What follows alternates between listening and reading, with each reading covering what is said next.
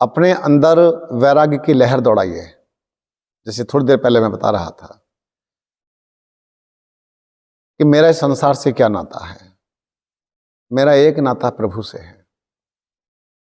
मेरा जो जन्म हुआ है स्वयं को जगाने के लिए हुआ है।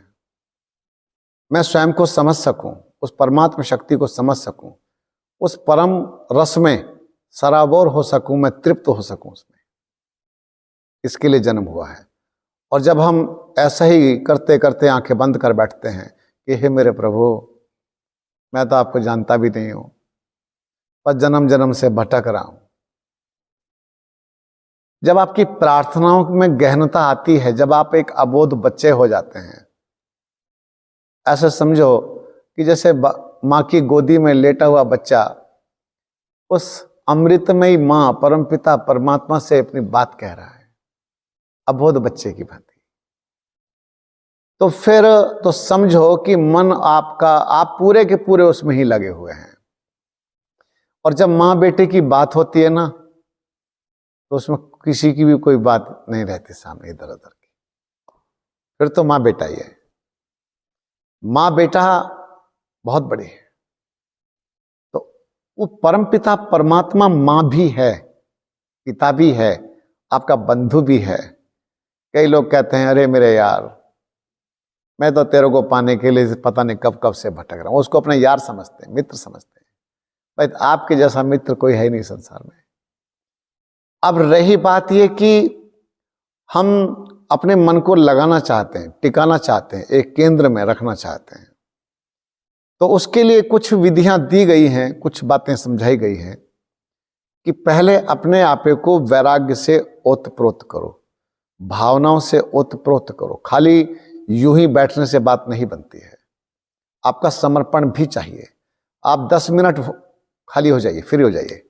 10 मिनट किसी की प्रॉपर्टी नहीं, वो केवल आपकी प्रॉपर्टी है।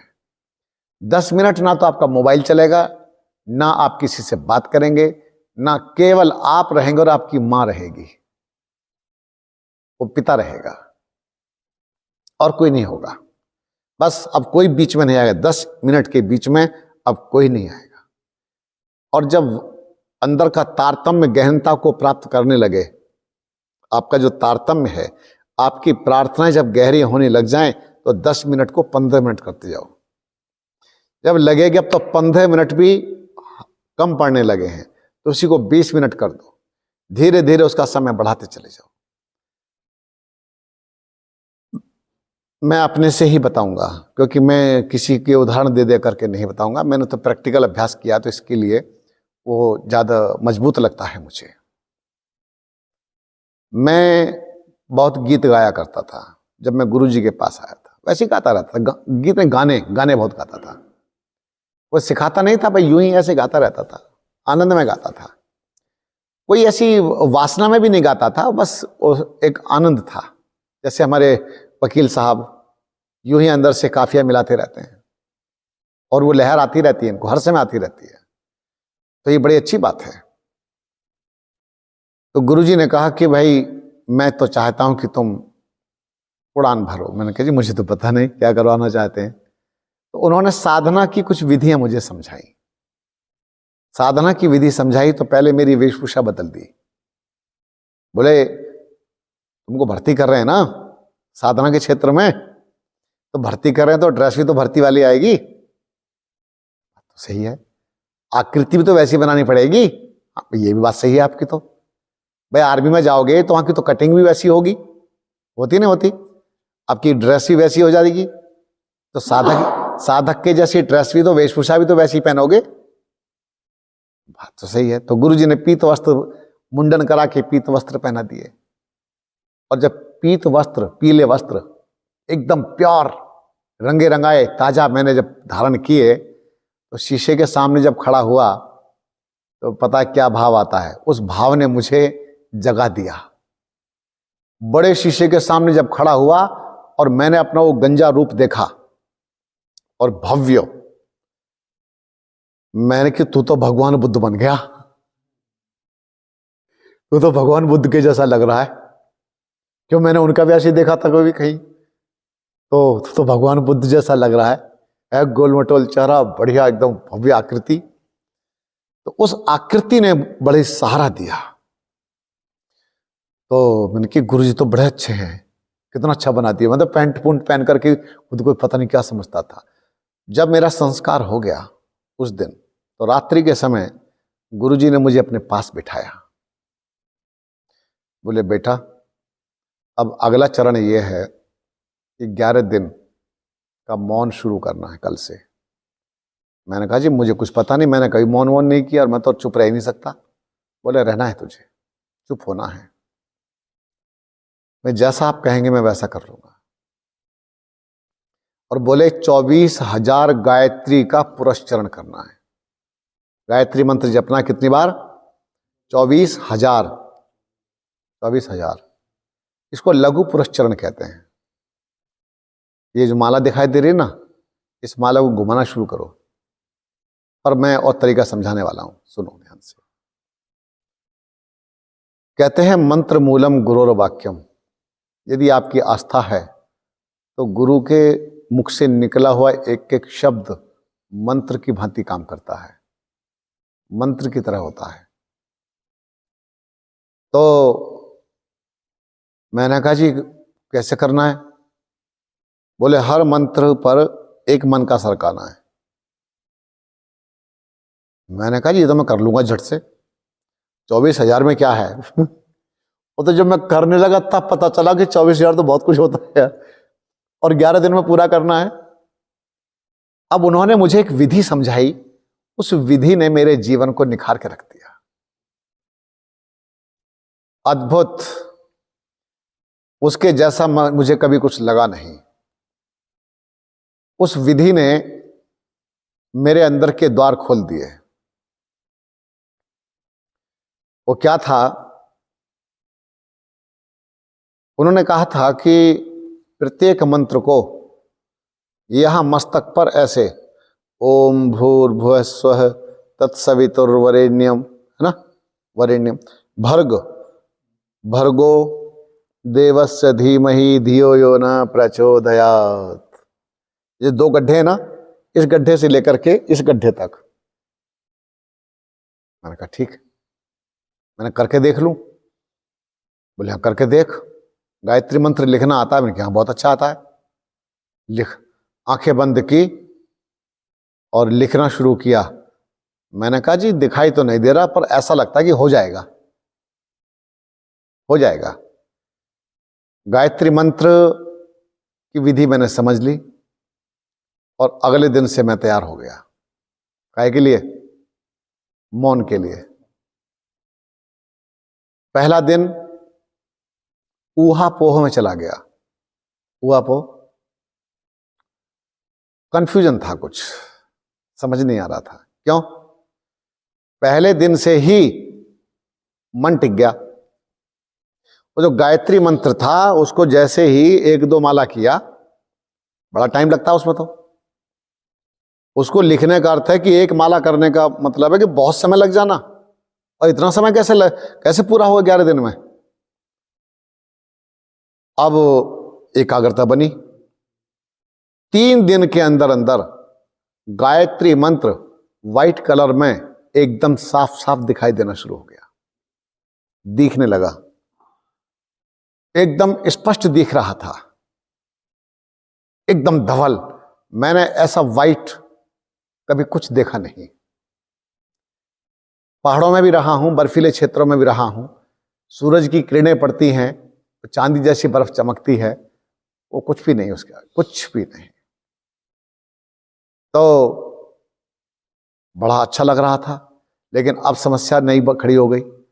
वो जब वहां पर दिखाई देता है तो हाथ नहीं घूमता, माला नहीं घूमती, और समस्या और बनती है, शरीर नहीं हिलता, और बड़ी समस्या माला नीचे गिर जाती है।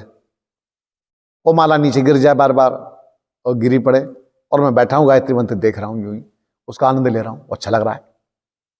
भाई यही आश्चर्य था मुझे कि गायत्री मंत्र लिखा हुआ दिखाई भी देता है, और जितना भी देर बैठता था उसके बाद आंखें बंद करके सब कुछ वही समर्पित कर देता था कि मेरे प्रभु ये सब आपकी कृपा से हुआ है, तो आपको ही समर्पित। मुझे नहीं चाहिए, क्या करूंगा, आपका है, आपको ही दे दिया। उसके बाद अब 3 दिन में ये सब हो गया। अब मेरी स्थिति ऐसी हो गई कि मैं अगर आंखें बंद करके गायत्री मंत्र का उस विधि से जप करता हूं तो मुझसे माला नहीं घूमती, घूमेगी नहीं, क्योंकि वहां एकाग्रता बन गई। अब मैंने 2 रास्ते खोजे। एक तो आंखें बंद करके गायत्री मंत्र का जो मतलब एकाग्रता बनाने के लिए अभ्यास करेंगे, वो तो स्वतंत्र करेंगे, मतलब उसका उस गिनती से कोई लेना देना नहीं होगा, तो गिनती थी ना वो तो। और वो जो दूसरा वाला प्रोग्राम होगा माला घुमाने वाला, उसे तीव्र गति से करेंगे, तीव्र गति से करेंगे और फटाफट करेंगे उसको। तो और आंखें खोल के करेंगे, सीधे आंखें बंद भी नहीं करेंगे। क्यों? आंखें बंद करके मुझे परेशानी होती है, मेरी एकाग्रता जम जाती है और मेरा शरीर हिलना बंद हो जाता है और ये सब मुश्किल हो जाएगी। तो फिर वो 2 तरह से प्रोग्राम चल पड़ा। अंदर उसमें गहनता बढ़ती चली गई, इधर ये भी बढ़ता चला गया। इसके जप करने की जो स्पीड थी वो बढ़ी। ओम भूर्भुवः स्वः तत्सवितुर्वरेण्यं भर्गो देवस्य धीमहि धियो न प्रचोदयात्। ओम भूर्भुवः स्वः तत्सवितुर्वरेण्यं भर्गो देवस्य धीमहि धियो न प्रचोदयात्। ओम भूर्भुवः स्वः तत्सवितुर्वरेण्यं भर्गो देवस्य धीमहि धियो यो न प्रचोदयात्।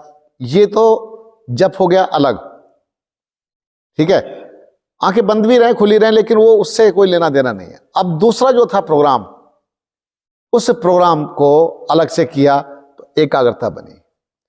अब यहां पर क्या हुआ, कुछ समय के बाद ही वो गायत्री मंत्र जो दिखाई देता था वो भी मिटना शुरू हो गया।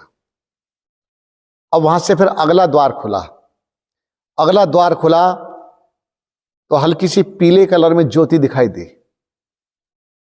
सफेद रंग की भी वहीं देखी, लाल, कुछ लाल और पीली भी देखी।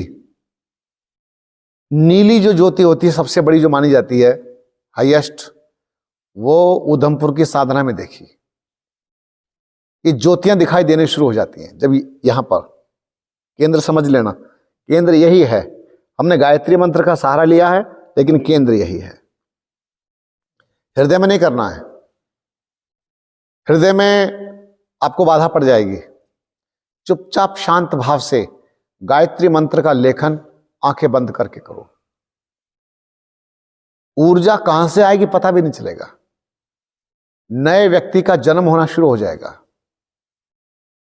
तुम अब व्यापारी नहीं रहोगे, तुम वकील नहीं रहोगे, तुम डॉक्टर मास्टर नहीं रहोगे, तुम कुछ अलग होते चले जाओगे। और वही तो चाहिए था।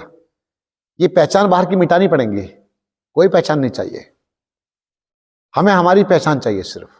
ये हमारी पहचान नहीं है, ये तो प्रोफेशन की पहचान है।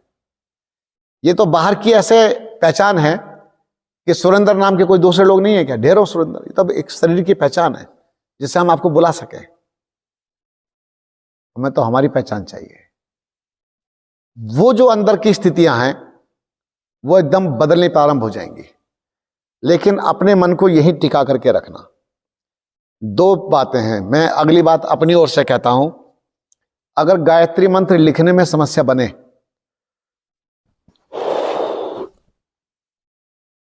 तो केवल ओम लिखा हुआ देख सकते हैं, केवल ओम। अब उसमें आपको अलग से माला घुमाने की आवश्यकता नहीं, चुपचाप बैठो, ऐसे ओम को आप लिखा हुआ देखें बार बार, या बार बार लिखें, ठीक है, ओम को लिखें। 2 या 3 दिन में या 4 दिन में या 5 दिन में वो भी दिखाई देना शुरू हो जाएगा, क्योंकि गायत्री मंत्र की शक्तियां बहुत अधिक हैं, ओम की तो कोई पारावार ही नहीं है। तो इस प्रकार से आपको जो सूटेबल हो, जो अच्छा लगे, जो सहज लगे, आप उसको देखें। यहां पर ये एक ऐसी सीढ़ी है, ये एक ऐसा क्रम है कि जिससे आप एक प्रारंभ कर सकते हैं, ठीक है। लेकिन ये करने से पूर्व क्या करना है, बैठने से पूर्व कुछ साज सज्जा करो भैया। एक आसन नया खरीद लो अपने लिए, अच्छा साफ सुथरा सा, बढ़िया, ठीक है। एक वेशभूषा भी बना लो बढ़िया सी। अब ये मेरी स्पिरिचुअल, आध्यात्म की वेशभूषा है। ठीक है, अध्यात्म की मेरी वेशभूषा है। और जब आपका जप ध्यान पूरा हो जाए, उसको वहीं उतार के वहीं टांग दो। उसको पहन करके लघु शंका आदि नहीं जाना होता, शौच नहीं जाना, शौचालय में उसको पहन के नहीं जाना होता, वो अलग ही होती है वेशभूषा। धोएंगे भी उसे तो सब कपड़ों से अलग धोएंगे, अलग ही सुखाएंगे, बस फिर जाके उसकी तह बना करके आराम से रख दो। पूजा का समय हुआ, ध्यान का समय हुआ, उसको धारण किया और आसन पर कमर सीधी करके आराम से बैठ गए।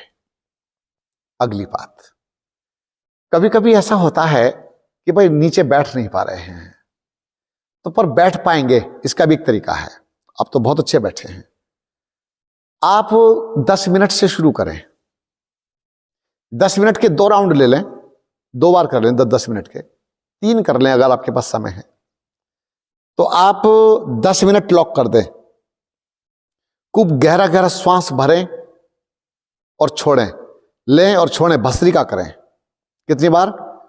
50 से 60 बार भस्त्रिका, फास्ट, तीव्र गति से करेंगे।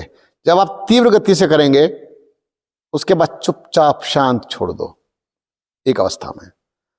अब शरीर को आदेश दे दीजिए कि अब तुम्हें बिल्कुल भी नहीं हिलना है। कितने मिनट? मात्र 10 मिनट। 10 मिनट तक तुम्हें कोई खुजली भी नहीं करनी, टांगे नहीं हिलानी, बदलनी ही नहीं है। एक ही अवस्था में बिल्कुल बैकबोन, कमर सीधी करके चुपचाप शांत होकर बैठे रहना है, एक ही अवस्था में। अडोल आसन।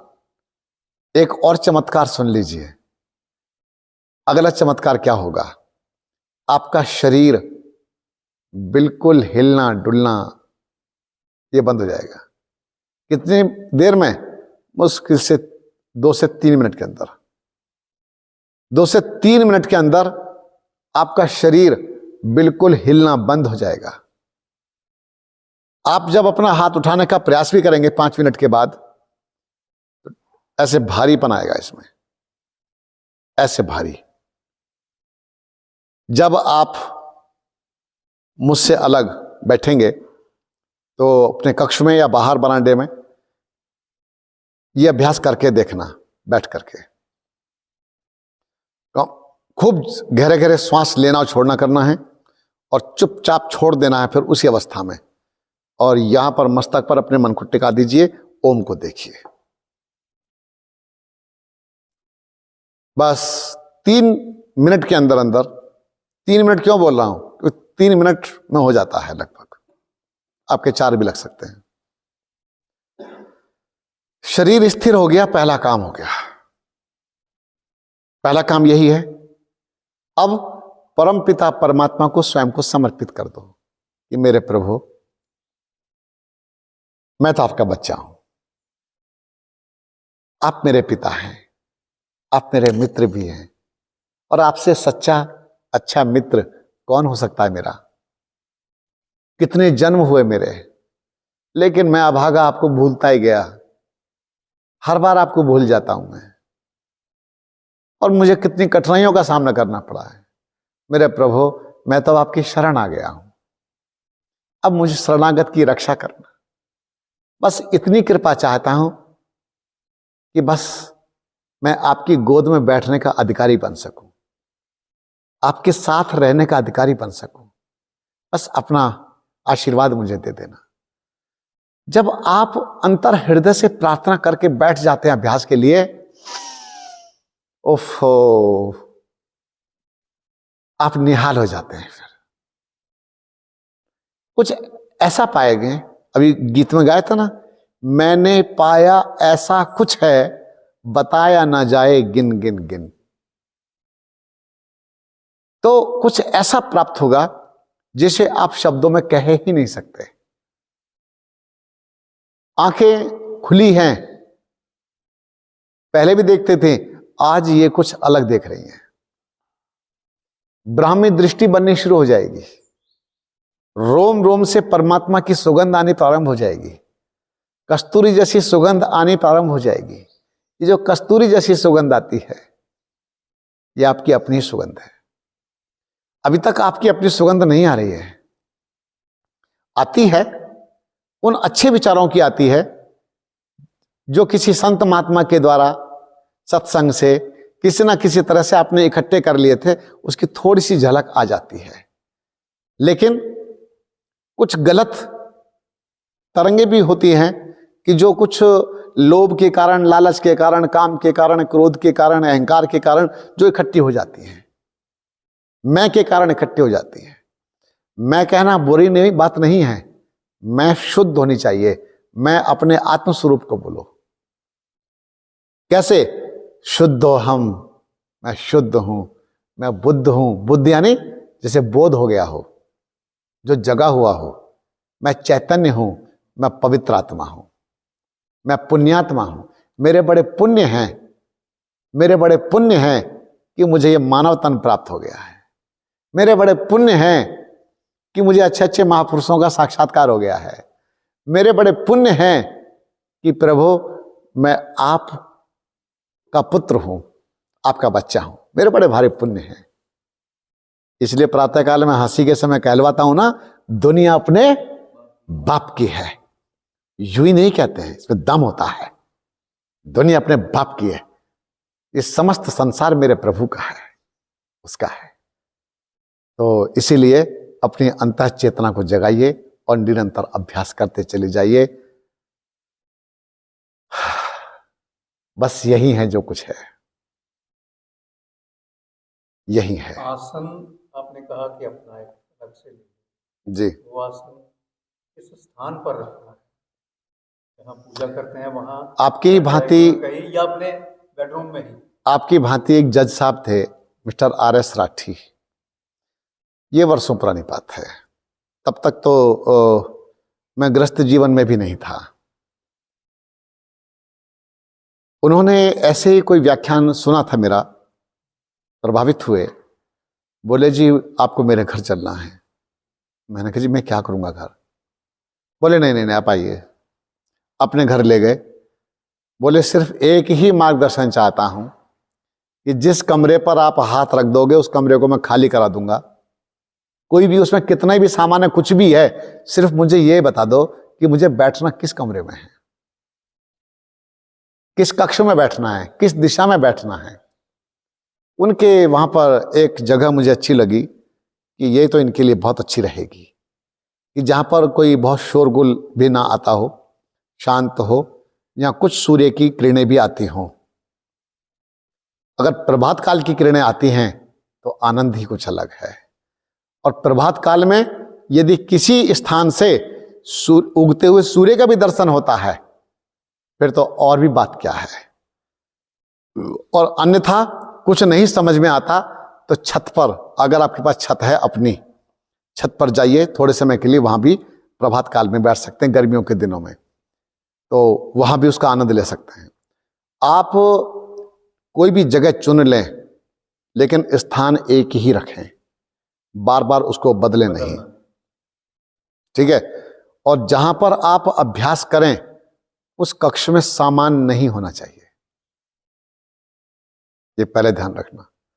भरे हुए सामान में ओम ध्वनि करके देखना और भरे हुए कक्ष में ओम ध्वनि करके देखना, गूंज नहीं आएगी। आप खाली कक्ष में ओम ध्वनि करके देखना, पंखा भी ओम ध्वनि कर रहा होगा। ऐसा लगेगा कि ये पूरा रूम, पूरा कक्ष ओम ध्वनि से भर गया है और बहुत देर तक आपको ध्वनि आ रही होगी। तो कमरा ऐसा चुनाव करें कि जिसमें सामान ना भरा हुआ हो, खाली करवा दीजिए उसे कि ये पूजा का कमरा है। धूप अगरबत्ती कुछ नहीं चाहिए। धूप अगरबत्ती की कोई आवश्यकता नहीं है। सारी धूप अपने अंदर जला दो। बाहर भी दिया नहीं जलवा रहा हूं, अंदर का जला लो। अंदर का दिया जलाओगे तो मैं ज्यादा प्रसन्न हो सकता हूं, मुझे अच्छा लगेगा। और समय क्या होना चाहिए? समय भी निर्धारित कर दीजिए। प्रभात काल का एक समय चुन लीजिए, अलार्म लगा दीजिए कि मुझे उतने बजे अपने प्रभु के लिए बैठना ही बैठना है। मेरा तो भाई ऑफिस का टाइम। बैठने से पहले पहुंचा दीजिए। बताऊंगा।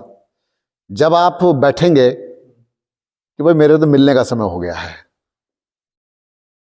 किसी मित्र को समय दे देते हैं या किसी ऑफिसर को समय दे देते हैं, तो 5-7 मिनट जाके पहले बैठ जाते हैं ना, 10 मिनट पहले जाके बैठ जाते हैं, भाई लेट ना हो जाए।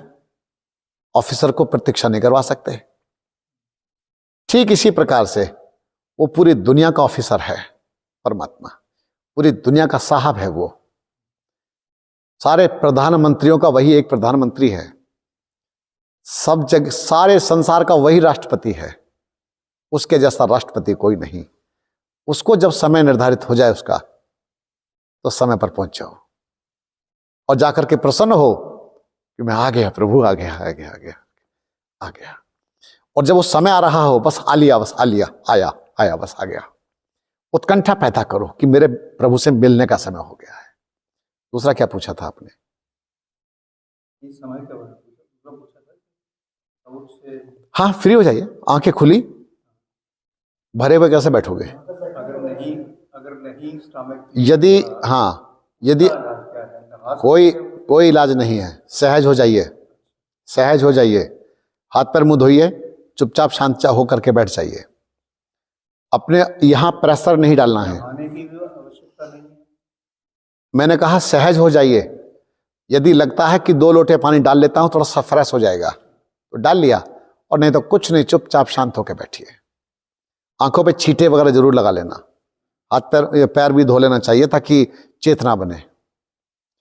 स्नान जो किया जाता है, नहाते जो हैं, वो चेतना के लिए नहाया जाता है, ताकि रात्रि की जो गर्मी वगैरह जो चढ़ी होती है शरीर में, अंदर रोमकूप में सब पूरी भरी पड़ी होती है, वो धुल के साफ हो जाती है और आप एक चैतन्य होकर बैठ जाते हैं। और बोलिए। तो किसी भी तरह की किसी आडंबर की आवश्यकता नहीं है, बस दो की आवश्यकता है, आपकी और उसकी।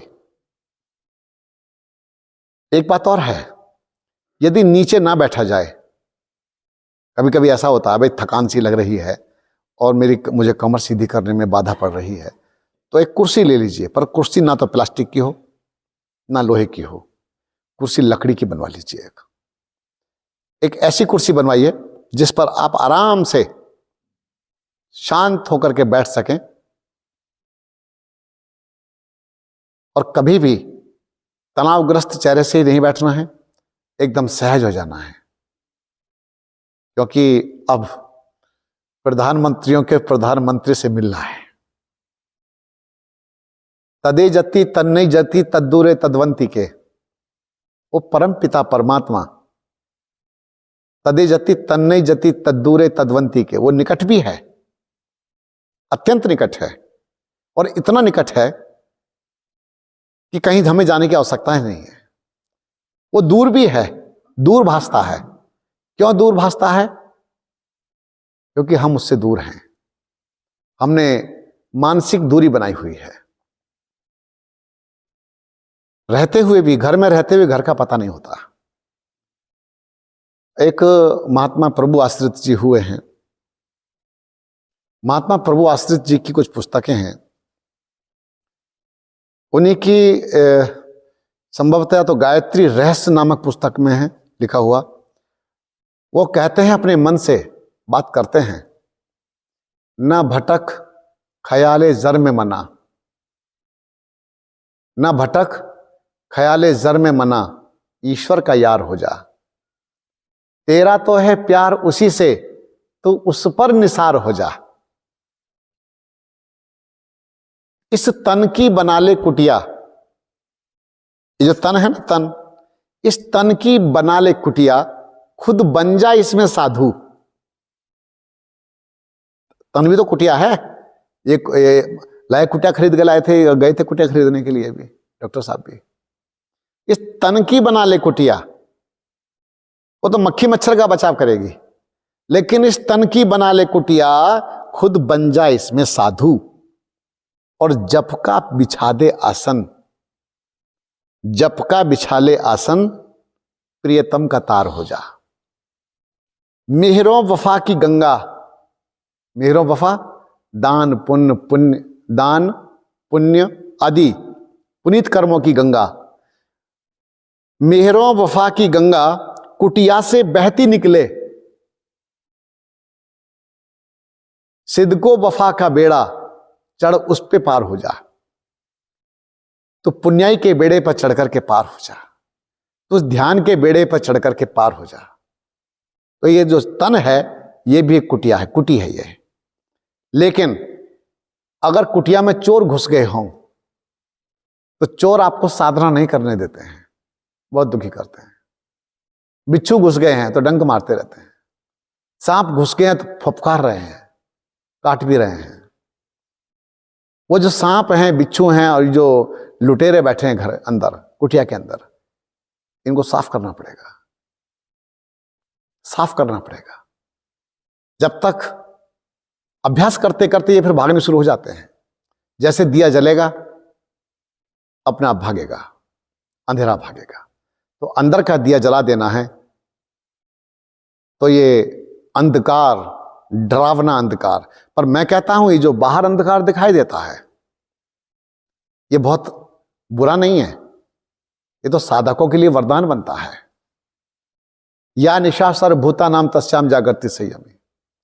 जो रात्रि समस्त जीवों के लिए शयन की होती है, सोने के लिए होती है, उसमें संयमी पुरुष जाग जाता है और अपनी चेतना को समझता है, चेतना में जागता है।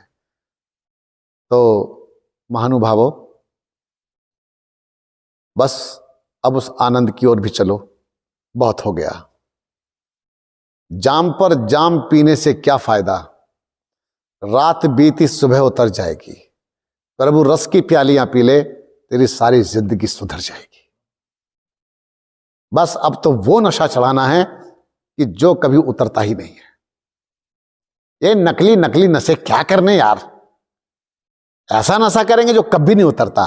नाम खुमारी नान का चढ़ी रहे दिन रात, भांग भसोड़ी सुरापान उतर जाए प्रभात, और नाम खुमारी नान का चढ़ी रहे दिन रात, उसकी आवश्यकता है। चलिए, बहुत बहुत धन्यवाद।